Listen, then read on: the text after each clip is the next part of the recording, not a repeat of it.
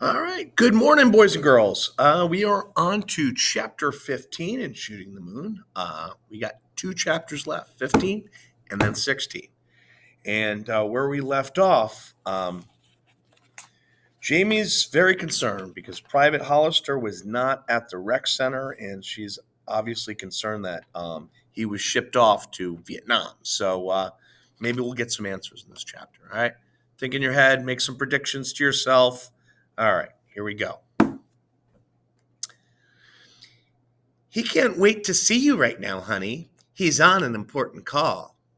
Miss Merlene, the colonel's secretary, smiled at me and held out a plate of cookies. Mama made these last night special for Colonel Dexter. She thinks the world of him. Take one. They're snickerdoodles. I took a cookie and munched on it without actually tasting it. How could I have let Private Hollister get away from me? I counted back the days since I had last seen him. 10 10 days.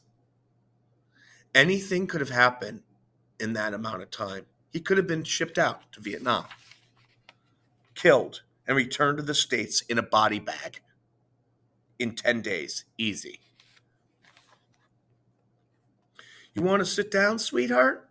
Miss Merlene pointed to a row of hand-backed chairs lined up against the wall outside the colonel's office. I don't know what his phone call's about, so I can't tell you how long he's going to be. I sat down on the middle chair, taking another cookie from Miss Merlene. I immediately started fidgeting. Are you sure you can't interrupt him? Mrs. Merlene shook her head sadly. Oh, no, honey. You know how your daddy is. That's number one rule around here. No interrupting Colonel Dexter when he's on the phone. Well, what if it's an emergency? What's your emergency, honey? Did something awful happen at school? Awful things were happening to me at school. One time I split orangeade all over my new skirt at lunch, and I just cried and cried. My sister had to call Mama and tell her to bring bring me a clean shirt, or else I just have to come home. Did you spill something on your clothes at school, darling? No, ma'am. There's just something I need to know. Miss Merlene smiled at me. That's sweet. Coming all this way to ask your daddy a question now. You children really look up to him, don't you? Yes, ma'am. Miss Merlene turned back to her desk and began typing at a machine gun speed. Every few minutes, she turned to see if the phone's red light was still blinking. And when she saw that it was, she turned to me and made a big, sad clown frown. I liked Miss Merlene, but I realized that she was not necessarily the best person to have around in a crisis, especially since she apparently couldn't recognize a person in a crisis situation when she saw one.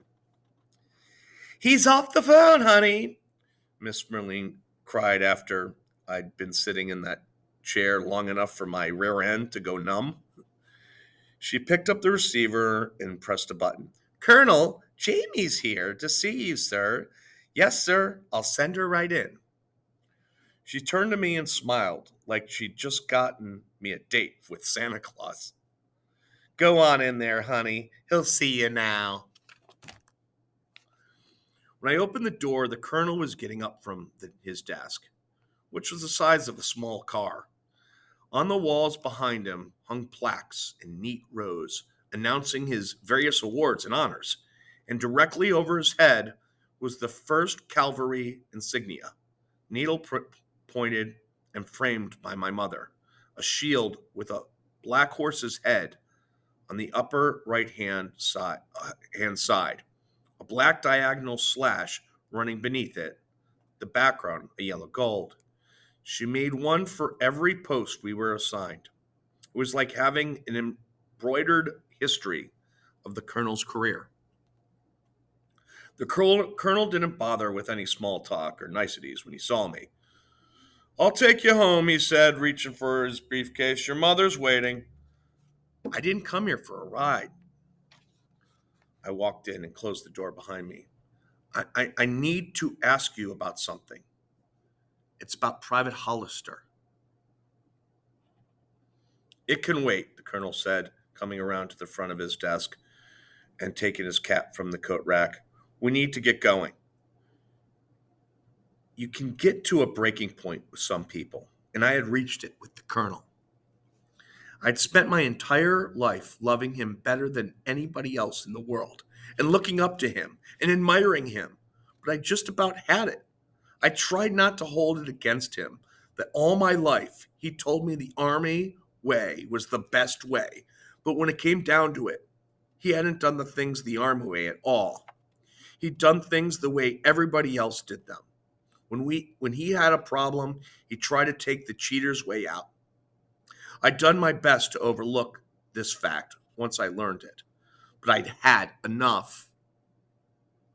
Now that he was giving me the runaround with Private Hollister. Like he actually cared about protocol. Like he actually cared about the Army way of doing things so much he couldn't tell me one way or the other what happened to my friend. I slammed my fist on the desk hard. No, it can't wait. No, it cannot. You're going to tell me what happened to Private Hollister. And you're going to tell me right now. Did you sign these orders? Is he in Vietnam? The colonel put his briefcase down. He put his hat on. One dead boy in that family is enough, honey, he said in his steady voice. More than enough.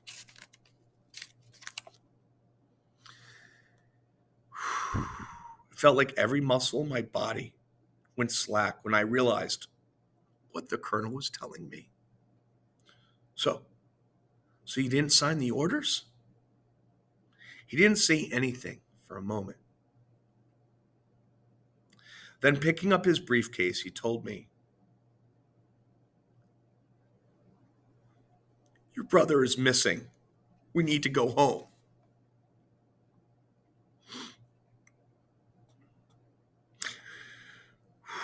It took me a full 5 minutes to comprehend what the colonel had said. I'd followed him out of the hallway, out of his office, past Miss Marlene's desk, into the hallway, down 2 clattering flights of stairs, and outside into the late afternoon heat.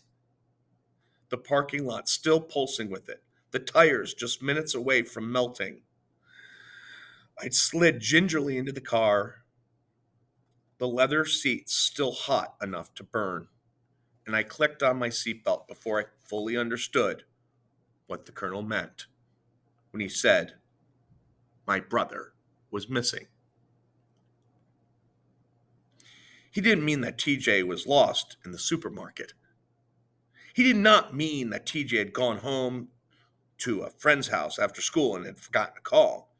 He meant that my brother was somewhere in Vietnam, but nobody knew exactly where. And nobody knew exactly what he was doing, or if he was doing anything at all. He might just be sitting there on a half-rotten log in the jungle, a bamboo leaf tickling his ear, just sitting there and waiting for somebody to find him. And that's the end of chapter 15. All right, let that stick in there, boys and girls. All right, got one more chapter left, chapter 16. All right, have a good day.